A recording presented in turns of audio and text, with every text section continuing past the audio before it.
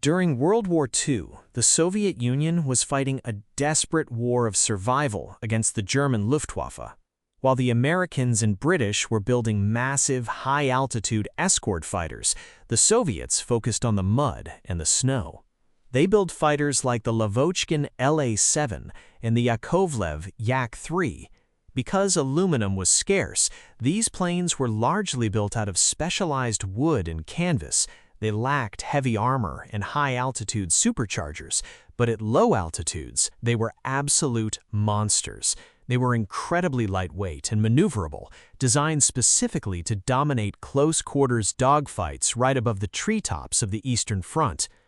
But the end of the war brought the jet engine, and the Soviet Union quickly caught up to the West. Enter the legendary Mikoyan Guryevich MiG-15. Powered by a reverse-engineered British jet engine, the MiG-15 featured a radical swept-wing design that terrified American pilots over the skies of Korea. It could fly higher and faster than anything the U.S. had at the time. This was followed by the MiG-17, which traded raw speed for an incredibly tight turning radius, famously outmaneuvering heavy American F-4 Phantoms during the Vietnam War. And then came the MiG-21, nicknamed the AK-47 of the skies. It was a Mach 2 delta-winged interceptor, so brutally simple and effective that it became the most produced supersonic jet in aviation history, exported to over 60 countries. By the 1970s, the Soviets were paranoid about a new American threat, the XB-70 Valkyrie and the SR-71 Blackbird. They needed an interceptor that could fly faster and higher than anything on Earth. They built the MiG-25 Foxbat. The Foxbat is one of the most extreme flying machines ever engineered. Because flying at Mach 3 would literally melt standard aluminum, Russian engineers built the entire airframe out of heavy nickel steel. To push a steel heavyweight through the air that fast, they strapped two massive Tamansky R-15 turbojets to it, originally designed for cruise missiles.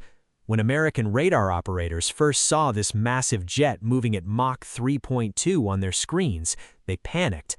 The West thought it was a super-agile dogfighter. It wasn't until a Soviet pilot defected to Japan with a Foxbat that the CIA realized it was just a massive, straight-line flying engine built solely to intercept nuclear bombers. While Western fourth-generation fighters like the F-15 relied heavily on radar and technology, Russian engineers went all in on aerodynamics. To counter the West, they introduced the legendary Sukhoi Su-27 Flanker and the lightweight MiG-29 Fulcrum.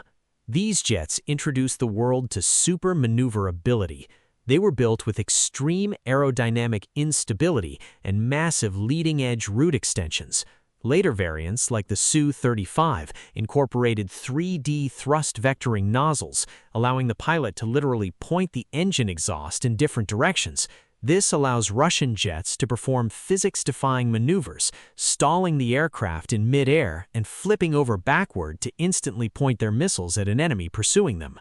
Today, the pinnacle of Russian aerospace engineering is the Sukhoi Su-57, given the NATO reporting name Felon. It is Russia's answer to the American F-22 Raptor.